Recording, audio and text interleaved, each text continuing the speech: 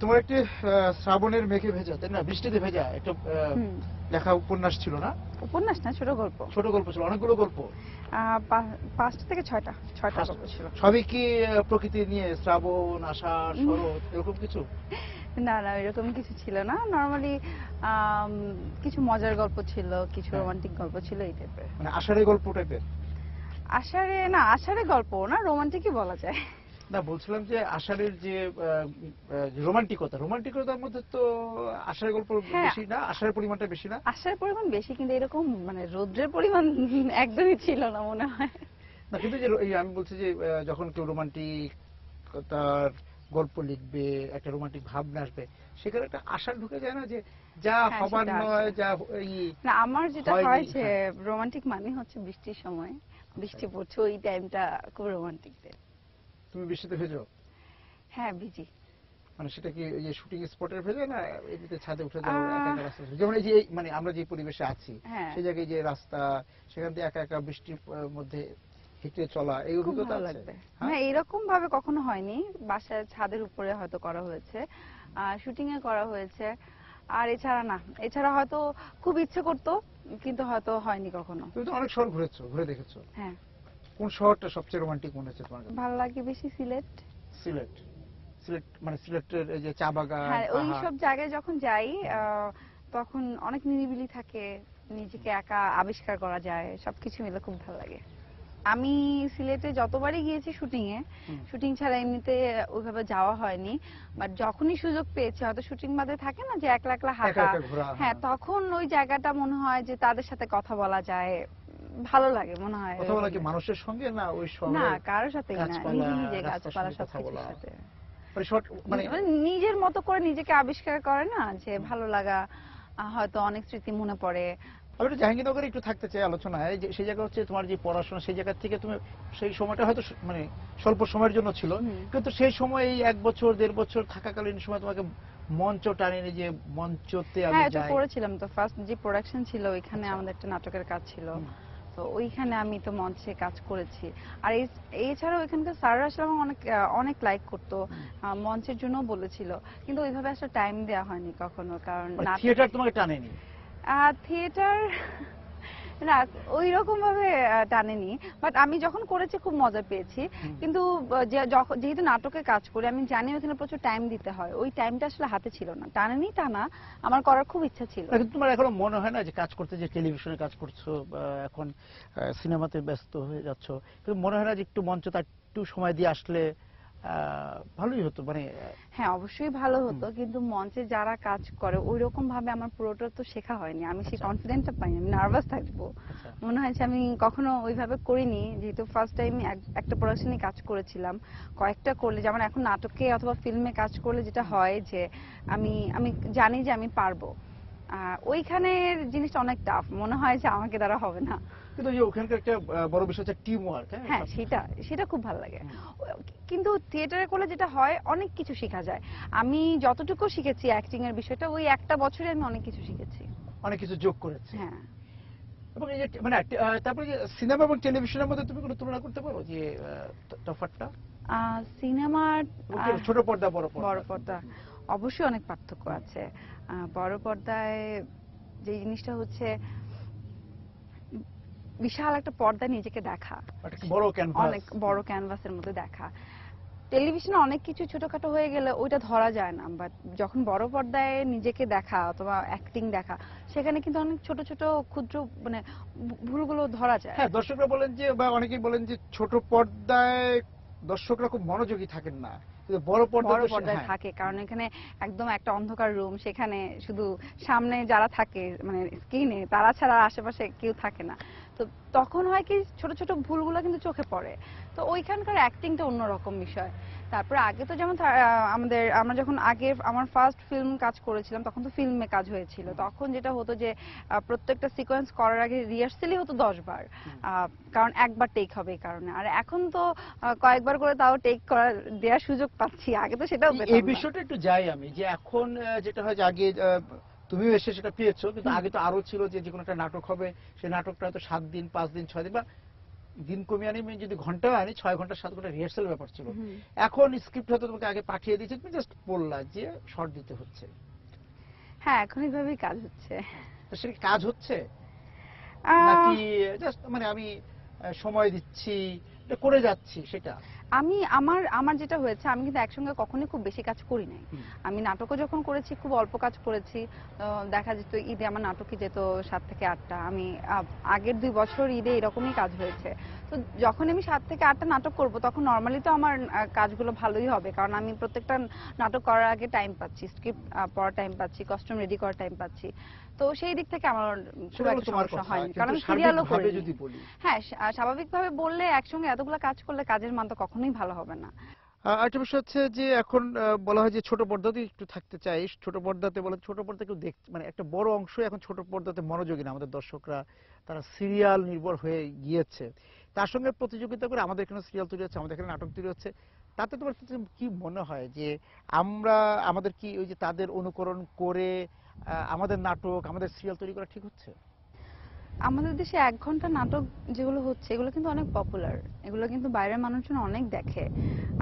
আমরা যে পার্শ্ববর্তী দেশের কথাও বলি, সেখানে ওরাও আমাদের বাংলাদেশের নাটক দেখে, কারণ এই তোমার নাটকগুলো, ওখানে যে তোমার অভিজ্ঞতা সেটা হয়েছে? হ্যাঁ, অনেকেই বলেছে যে তোমাদের দেশে আমরা নাটকগুলো দেখি, তোমাদের দেশে 1 ঘন্টা নাটকগুলো খুব ভালো হয়।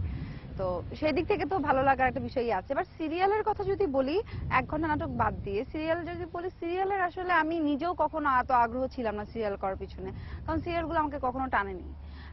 থাকে না যে প্রত্যেক মানে সপ্তাহে যে 3-4টা এপিসোড যাবে, তারপর মানুষের যে আকর্ষণটা, হয়তো সিরিয়ালে এই জিনিসটা আনতে পারে না। আমার আমার কাছে যেটা হয় যে আমি যে সিরিয়াল দেখবো, পরবর্তী এপিসোড আমি কেন দেখবো, অপেক্ষা করার হ্যাঁ, বিষয়টা, ওই অপেক্ষা করার জন্য অপেক্ষা তো রাখতে কিছু, পারছে না। না, ওইটার জন্য তো কিছু একটা লাগবে। হুম। যেমন আমরা বাইরের যদি সিরিয়ালগুলো দেখি অথবা হলিউডের সিরিয়ালও দেখা হয়, একটা সাসপেন্স থাকে যে আচ্ছা কি হলো, তার পরবর্তীতে কিন্তু পরদিন এটা দেখায়। সারা এই, সপ্তাহ জুড়ে অপেক্ষা, কিন্তু এখন হ্যাঁ, তো আর সারা সপ্তাহ না, এখন প্রতিদিনের সিরিয়াল প্রতিদিন হচ্ছে। হ্যাঁ, সেটাই। তো আমাদের দেশে এই সিরিয়ালটা নাই, আমাদের দেশে এই সিরিয়ালটা আমি যেই 3-4টাও করেছি ওই 3-4টাতে আমিও পাইনি, নর্মাল ভাবে যাচ্ছে। মানে মানে 1 ঘন্টা নাটকের নাটকই যদি যায়, 1 ঘন্টা নাটকই সেম ভাবে যাচ্ছে, এটা খণ্ড হিসেবে জিনিসটা এইরকম ছিল। মানে এটা টেনে বড় করা হচ্ছে, হ্যাঁ।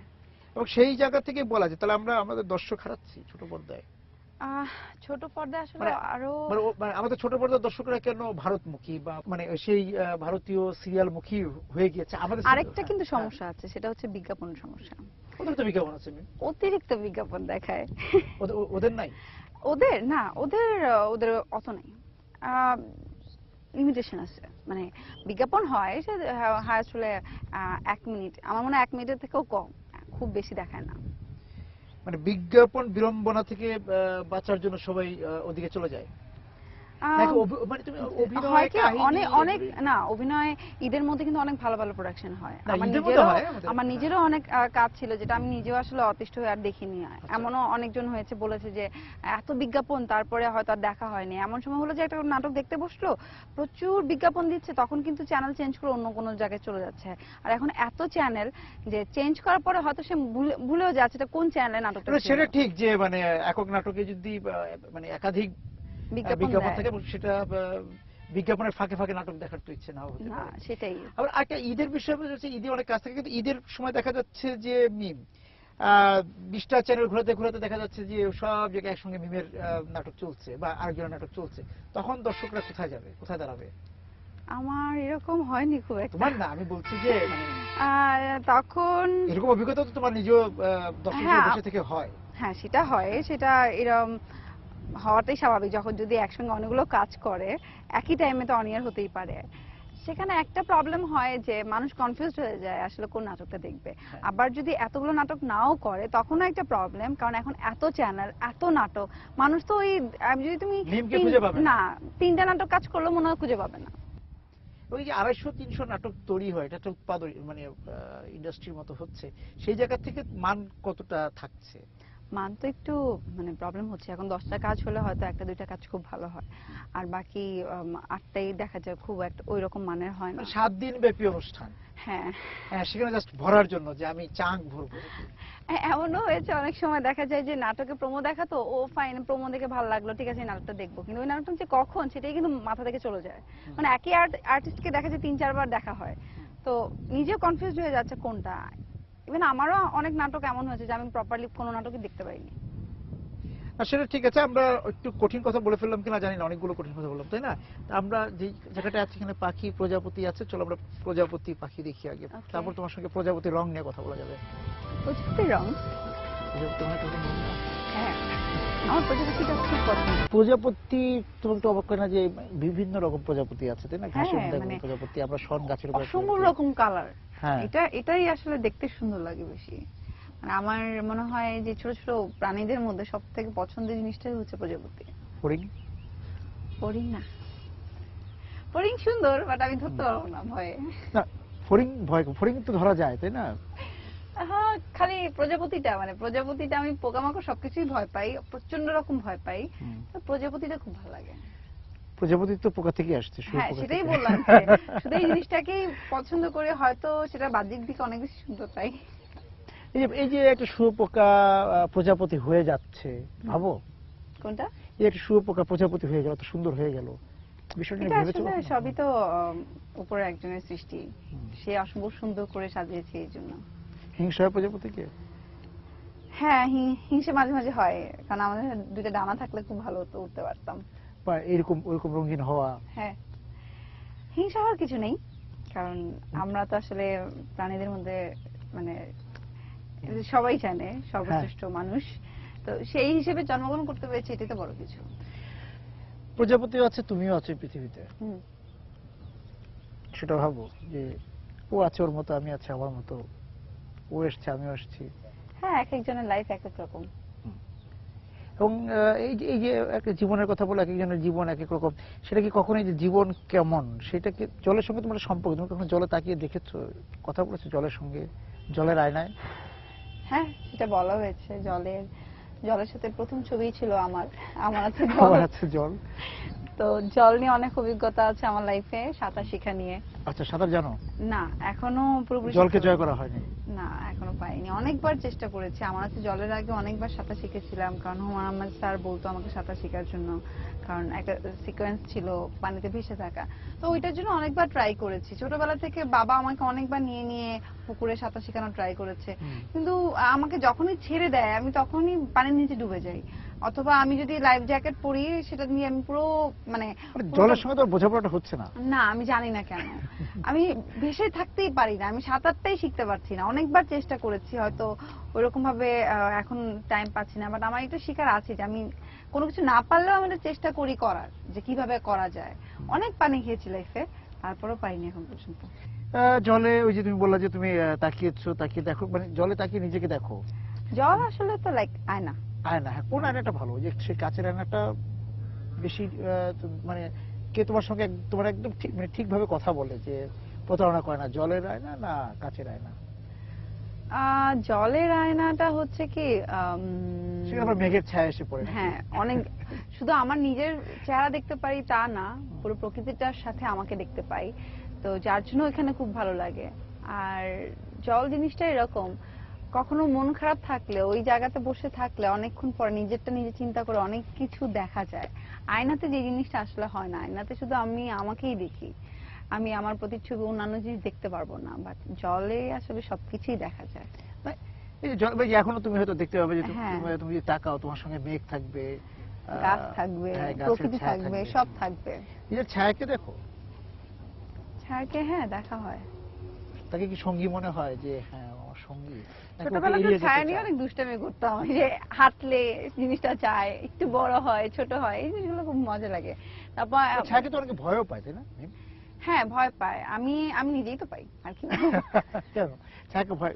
ছায়া তো আমি তোমার। অন্ধকার খুব ভয় পাই ভাইয়া, অসম্ভব রকম ভয় পাই। আমি একা রুমে ঘুমাতে পারি না, বাট আমার সাথে যদি কেউ থাকে, আমার ছোট বোন থাকে, তখন আমি জিনিসটাকে অনেক এনজয় করি। ভয় তো ভূতকে সবাই পায়।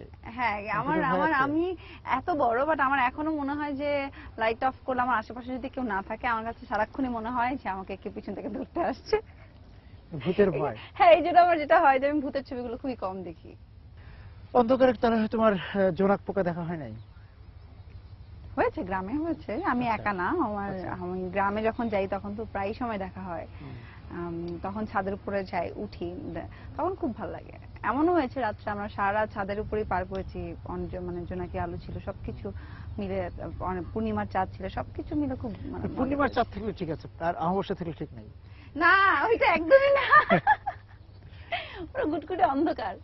আমি জানি না যে তোমার গ্রামের বাড়ির কি অবস্থা, কারণ এখন তো গ্রামগুলোতে একটা শহরের ছোঁয়া লেগে গিয়েছে, বিল্ডিং হ্যাঁ। হয়েছে, কিন্তু এই গ্রামে গিয়ে বিলে ঘুরে বেড়ানো, ধান খেতে না, ঘোরানো, আমাদের যে সেরকম, গ্রামটা হ্যাঁ, সেটা আসলে এখন আর আগের মতো গ্রাম আছে, এখনো আছে। আমাদের গ্রাম হচ্ছে রাজশাহী বাঘা। আচ্ছা। ওইখানে এখনো মানে একদম গ্রামের মতনই গ্রাম লাগে। এখনো মাইলের পর মাইল হয়তো আম বাগান, তারপরে হচ্ছে এর সাইড থেকে একটু সাইডে গেলেই হচ্ছে বাসা থেকে হয়তো 5 মিনিট লাগে যেতে পদ্মা নদী আছে। আর পদ্মা নদী এখন যেটা আছে ওটা অনেক শুকনো, মানে অনেক দূরে, মাইলের পর মাইল হ্যাঁ, আসলে পানিই নেই। পানিই নেই, সেটাই বলো, অনেক হ্যাঁ, দূরে, ওইটা নদী দূরে সরে গেছে। হ্যাঁ, নদী দূরে সরে গেছে। তারপর এছাড়া বাকি অন্যান্য জিনিস এখনো গ্রামের মতো আছে, পুরোপুরি এখনো ওঠে নাই সব। এই যে আমের কথা বলার, মানে গাছ থেকে আম পেড়েছো, গাছে উঠে আম পাড়া, বড়ই গাছে উঠে, সেগুলি করেছো?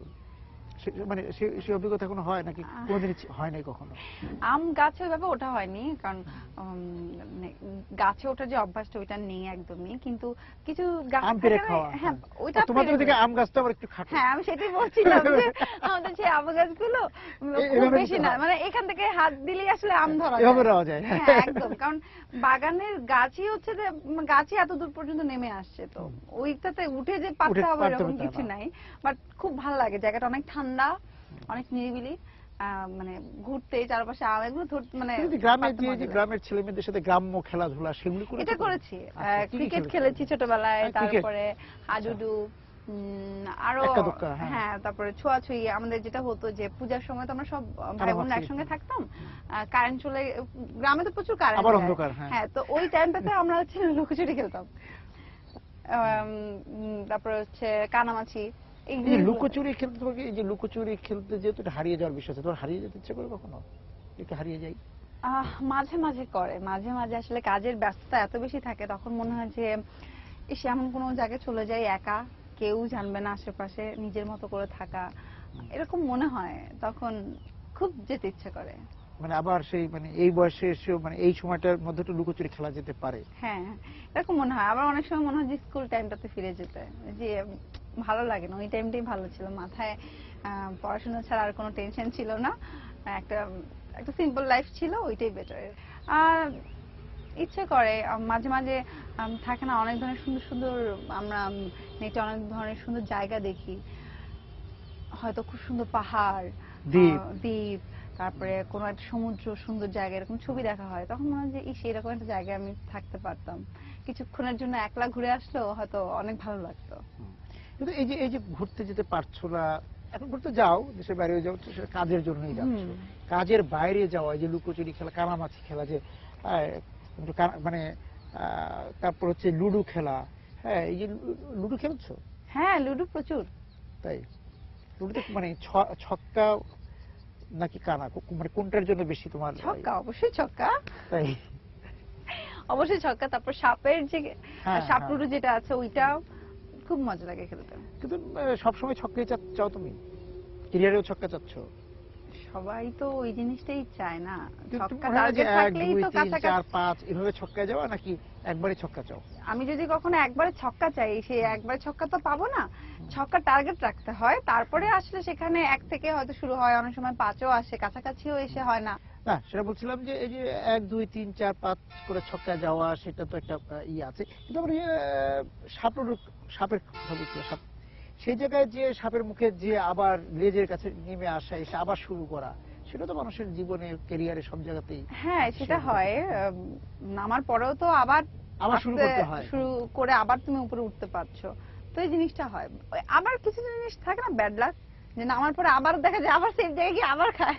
1, 2, 3 মানে তৃতীয়বারেও হয়তো, কিন্তু হ্যাঁ, তুমি যদি থাকো, ছকের মধ্যে থাকো, খেলার মধ্যে থাকো, তাহলে তুমি কিন্তু আসলে শেষ পর্যন্ত যাবে। তুমি উইন হবাই, এটাই কিন্তু জিনিস।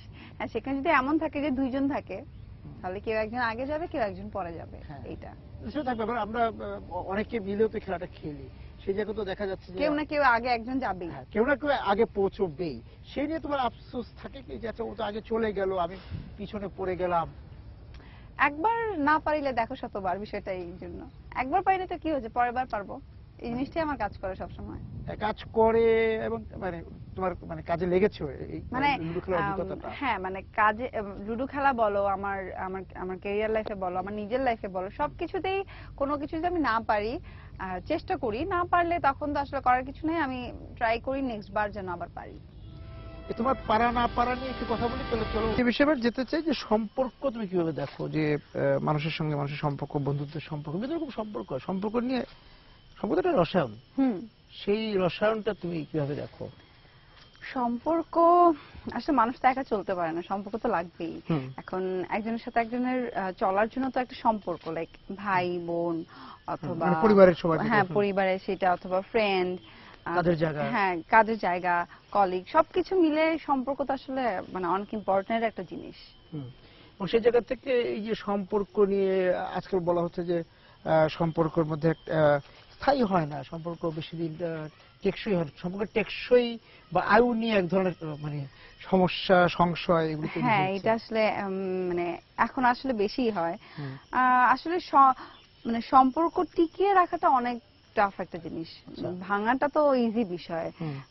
যার জন্য সম্পর্কের মধ্যে যে জিনিসটা বেশি রাখতে হয়, বিশ্বাস, তারপরে হচ্ছে ছাড় দেয়া, আরো অনেক কিছু, একটা বিষয় তো থাকে না, অনেক কিছু বিষয় মিলে সম্পর্কটা হয়। না, আমার জানার বিষয় হচ্ছে যে তুমি কি ভূতকে যেভাবে ভয় পাও সেভাবে সম্পর্কে জড়াতে ভয় পাও কিনা? নতুন করে সম্পর্কে জড়াতে আসলেই ভয় পাই। যেটা বলছিলাম না একটু আগে, যে সম্পর্ক টিকে রাখাটা অনেক কষ্টকর একটা জিনিস, এটা ভেঙে যাওয়া তো সেকেন্ডের বিষয়, টিকে রাখাটা অনেক বড় জিনিস।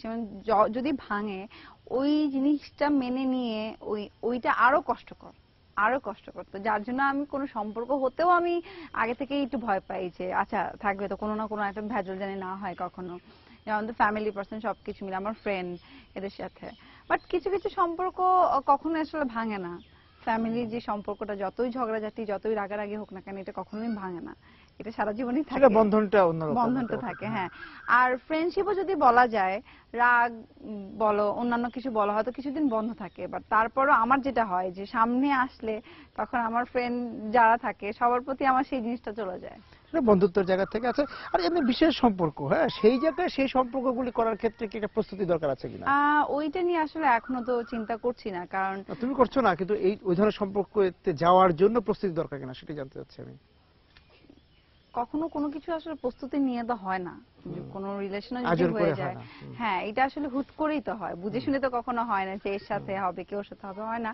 বা যখন হয়ে যায় জিনিসটা, সেটাকে কন্টিনিউ করাটা আমার মনে হয় যে দুইজনের মধ্যেই সামঞ্জস্য করে করা উচিত, ছেলে বলেন মেয়ে বলেন দুইজনেরই। যেটা বলছিলাম যে রিলেশন টিকিয়ে রাখাটা টাফ, তো ওইটা এখন সেইটা হওয়ার পরে দুইজনকে হয়তো স্যাক্রিফাইস করতে হবে। তোমার মনে হয় না যে তুমি বড় হতে হতে যে সম্পর্কগুলো দেখেছো, চারপাশকে দেখেছো, সেই সময়গুলিতে তোমার আশপাশের সম্পর্কগুলো, যে সম্পর্ক কথা আমরা ইশারায় বা সরাসরি বলছি, সেগুলো অনেক টেকসই হতো, এখন আর সেটা হচ্ছে না। হ্যাঁ, এটা আসলে আমি এখনই প্রায় সময় সবাইকে বলি যে এখন ইদানিং সময় দেখা যায় ডিভোর্সের হার অনেক বেশি, কিন্তু নরমালি চিন্তা করলে আমাদের বাবা মা অথবা সবারই যাদের হচ্ছে তাদেরও দেখা যায় বাবা মা কিন্তু ওই আগে থেকে এখন পর্যন্তই আছে। তো কেন আগে রিলেশনগুলো এত বেশি মজবুত, এখন কেন হচ্ছে না? তার পিছনে আসলে অনেক কারণ হয়তো আছে, এখন এই অল্প টাইমে বলে শেষ করা যাবে না, তো আমিও এতটাই মানে ওরকম অনেকে বলে যে আগে তো আমাদের দেখার চোখটা খুব সীমাবদ্ধ ছিল, দিগন্তটা ছোট ছিল, এখন আমরা অনেক কিছু দেখতে পাচ্ছি, সেগুলো আমাদেরকে প্রভাবিত করে। হয়তো সেটাও, আগেও যে দেখা যায়নি তা না, আগেও দেখা গিয়েছে। ভালোবাসাটা আসলে এখন অনেক চেঞ্জ হয়ে গেছে, ভালোবাসাটা খুব ইজিলি রং বদলে গিয়েছে ভালোবাসার, আমি জানি না, সেটাই তো মনে হচ্ছে, তাই না? এখন তো বিয়েও 2-3টা করে হচ্ছে, সবকিছু এখন খুব ইজি। তো যাই হোক, আমি যেটা বলি আমার ক্যারিয়ার নিয়ে অনেক বেশি মানে ফোকাস করতে চাই, এই কারণেই যে যখন যেটা করব সেটার প্রতি যেন আমি ঠিকঠাক থাকতে পারি। যেমন রিলেশনও যদি বলা যায়, সেটাও আমার ইচ্ছা যে আমি যদি করি ঠিকঠাক মতোই করা শুরু করব। অঙ্ক করে রিলেশনে যাওয়া যায়? না না, সেটা যাওয়া যায় না, কিন্তু একসঙ্গে অনেক কাজ আসলে ঠিক মতো করাও যায় না। ওই যে ওই জায়গাটা আছে না, যে ধরো যে তুমি এত ব্যস্ত, তুমি বলো সুপার তারকা হয়তো, সুপারস্টার হয়তো, সবকিছু মিলে তোমার তো নিজের কিছু কথা থাকে, সেটা কারোর সঙ্গে শেয়ার করা যায়। সেটা তো মার সঙ্গে থাকে, মার সঙ্গে বলা হচ্ছে না, ছোট বোন একসঙ্গে তুমি ভয় পাও বলে তোমার সঙ্গে ঘুমায়, তাকে বলা যাচ্ছে না, ওই বন্ধুকে বলা যাচ্ছে না, কিন্তু একজন কেউ থাকতেই পারতো যাকে বলে একটু হালকা হয়ে যেত। তুমি অনেক মানে কালো মেঘ নিয়ে ঘুরছো, একদম মানে সাদা মানে হালকা মেঘ নিয়ে ঘুরছো না। না, আমার যেটা হয়, আমার প্লাস পয়েন্ট হচ্ছে যে আমার ফ্যামিলির সাথে আমি আসলে অনেক ফ্রি। আমার ছোট বোন, ও হচ্ছে আমার ফ্রেন্ড, মানে বেস্ট ফ্রেন্ড, মানে আমার ফ্রেন্ডকেও যে জিনিসটা না বলতে পারি, আমার বোনকেও আমি এটা বলতে পারি, আমার ওর সাথে ও এক ধরনের বন্ধু, হ্যাঁ। আর মা বাবা তারা মানে অনেক ভালো, তাদের সাথে অনেক ভালো বোঝাপড়া। আমি দেখা যায় আমার যদি কখনো মন খারাপও থাকে, তারা অল টাইম ট্রাই করে যে কি করলে আমার মনটা ঠিক হবে। তো এই জিনিসটা আমি ফ্যামিলি থেকে অনেক সাপোর্ট পাই, এই কারণে হয়তো আমার খুব একটা প্রবলেম হয় না। আর মাঝে মাঝে খুব বেশি কাজের মধ্যে থেকে যদি একটু একা একা লাগে, তখন দেখা যায় যে বাবা অথবা মা ফ্যামিলি সহ হয়তো বাইরে একটা ট্যুরের জন্য যায়, যে ঠিক আছে ঘুরতে যাই, তাহলে সবারই ভালো লাগবে, এই জিনিসটা। আপাতত ভালোবাসাবাসি হচ্ছে কাজের সঙ্গে। হ্যাঁ, সবকিছু। এবার তোমার সঙ্গে কাজের কথা বলবো। ঈদে কটা ছবি তোমার? একটা না? আর হাতে কটা আছে? হাতের মধ্যে এই যে পদ্মপাতার জল এবং আমার আছের জল, দুই জলের মধ্যে পার্থক্য কি? দুই জলের মধ্যে নামের মধ্যে তো কোনো পার্থক্য নেই, একই, বাট দুই ছবির মানে এই দুই জলের মধ্যে পার্থক্য হচ্ছে গল্পে, গল্পের পার্থক্য, কাহিনীতে পার্থক্য। হ্যাঁ, গল্পে পার্থক্য। আমাদের পদ্মপাতার জল যেটা আসছে, এটা ফুললি কমার্শিয়াল একটা ছবি, আর এটা মৌলিক গল্প। আচ্ছা, খুবই সুন্দর একটা গল্প। তো আশা করি কোন চরিত্রে আছো এখানে? ফুলেশ্বরী আমার ক্যারেক্টার। আমার ক্যারেক্টারটা অনেক টাফ একটা ক্যারেক্টার। আর আর ছবিটা বেসিক্যালি এখনকার যুগের না, মানে একটু আগের আগের বলতে লাগে যে ব্রিটিশ টাইপ, মানে একটু পুরনো, মানে আমাদের এখন সময় থেকে আরো মিনিমাম ধরো যে 200 বছর আগে ব্রিটিশ পিরিয়ডের। হ্যাঁ, ওই ধরনের, বাট ফিউশন টাইপের, বুঝছো? মানে এখনকার যুগের আমরা ওই টাইমটাতে কিভাবে দেখি, ওই মিশ্রণ করে, বাট সুন্দর। তুমি কে ওখানে? আমি ফুলেশ্বরী, আমার ক্যারেক্টার ছিল বাইজি। আচ্ছা, বাইজি। ওই আমলের এই তুমি মোবাইলে একটু দেখলো যে তুমি নাচছিলে। হ্যাঁ, তো ওই তোমাকে যে গানটা দেখালাম, যে মুদ্রা, যেটা এটা আমি ফার্স্ট টাইম মুদ্রা করেছি। তো ওইটার জন্য দেখা গিয়েছে আমি তাও 4-5 দিন আগে রিহার্সাল করেছি। ওটা কোরিওগ্রাফার আবার মুম্বাই থেকে এসেছিল, দেবদাস মুভির অ্যাসিস্ট্যান্ট ডান্স ডিরেক্টর। আচ্ছা, দেবদাস মুভিতে যে ছিল, হ্যাঁ, হারিশ আর প্রতাপ। তো ওইটার জন্য অনেক দিন কষ্ট করেছি এবং ফাইনালি জিনিসটা সুন্দর হয়েছে। হ্যাঁ, আর এখন যেটা হয় যে বিপরীতে কি আছে ওখানে? ইমন, প্রথম ছবিটা তোমার ক্ষেত্রে সেই জল যেভাবে দর্শকরা নিয়েছিল, এই জল এবারই কতটা নিবে তুমি মনে করছো?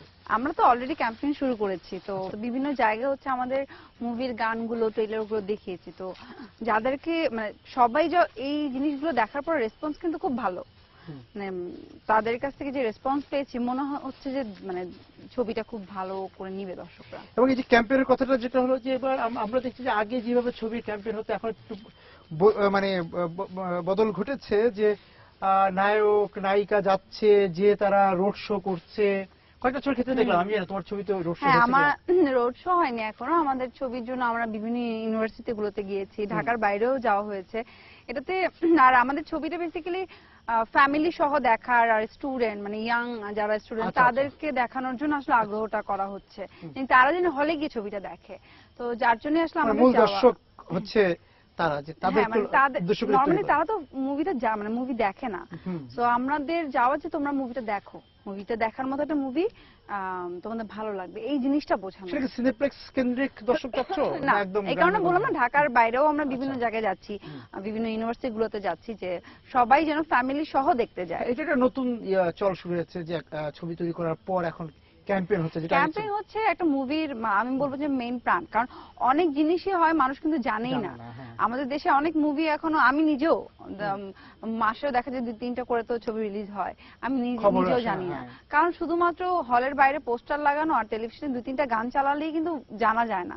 মুভির জন্য যে একটা আওয়াজ, মানে এটাকে একটা উৎসব টাইপের না, একটা ঈদ যেরকম, এই ধরনের মুভি জিনিসটাও কিন্তু এরকম। তো এইটা আমাদের দেশে কম, সেই জায়গা থেকে দর্শকরা আর এই দর্শকরা দেখতে যাবে, এই কারণে বলি যে 4টা মুভি আসছে, 4টার মধ্যে যে 3টা আমাদের সাথে আছে, তো 3টা না একই ধরনের, মানে এই তোমার মেজাজটা আলাদা। সমসাময়িক টাইপের। হ্যাঁ, আর আমার ছবিটার গল্প টোটালি ডিফারেন্ট, আচ্ছা, মানে তোমার একদমই মেজাজটা আলাদা একটা টেস্ট পাবে মানুষ। দর্শকদের ফিডব্যাক পাওয়ার জন্য দর্শকদের সাথে কথা হয় যে হ্যাঁ, যখন আমরা যে মুভির প্রমোশন গুলোতে যাচ্ছি বিভিন্ন জায়গায়, তখন তো মানে দর্শকদের সাথেই সরাসরি সামনে কথা বলছি, তারা গান দেখছে। একটা গান যখন আমরা হলরুমে দেখাচ্ছি, গান দেখে যে ওদের রিয়াকশন, এটাই তো আসলে সামনাসামনি পাচ্ছি। তারপরে দেখা যায় যে তাদের সাথে মাঝখান থেকে কয়েকজনকে ডেকে আনছি, জিজ্ঞেস করছি গানগুলো কেমন হচ্ছে, তার কিরকম আশাবাদী ছবিটা নিয়ে। সবাই আসলে খুব পজিটিভ। এবং যে অভিনয়ের পরে মানে এটা তো হলো যে ক্যাম্পেইনের সময়, প্রচারণার সময়, কিন্তু ছবিটা মুক্তি পেলো, পাওয়ার পর হলে যে একসঙ্গে বসে দেখা বা এছাড়াও কোথাও তো দেখা হলো, সেও তো আগের ছবি সম্পর্কে বলছে, ছবি বা নাটক যে হোক অভিনয় সম্পর্কে বলছে, সেখান থেকে নিজেকে একটু গুছিয়ে নেওয়া, এই কাজগুলো হয়। হ্যাঁ, সেটা তো হয়। যেমন ছবি, এই যেই ছবিগুলোই রিলিজ হয়, তো ওগুলো তো দর্শক, আমার খুব মজা লাগে দর্শকদের সাথে একসাথে হলে বসে ছবি দেখতে। পুরো ছবিটার যে রিয়াকশন, ওটা আমরা সাথে সাথে পাই। তুমি তোমার নিজের আছে যে বা ইচ্ছা আছে যে আমি এই ধরনের চরিত্র করবো, বা এরকম এই চরিত্রটা যদি পাই সেই চরিত্রটা করতে চাই? গ্রামের মেয়ে, না না, গ্রামের মেয়ে, যে কোনো চরিত্র, যে কোনো চরিত্র। আচ্ছা আচ্ছা, কোনো একটা গল্প, কোনো একটা হ্যাঁ, উপন্যাস। আসলে আমার না এই ধরনের অনেকগুলোই ক্যারেক্টার আছে। যেমন ব্ল্যাক মুভিতে রানী মুখার্জির যে ক্যারেক্টারটা, এই ধরনের কিছু ক্যারেক্টার করতে চাই।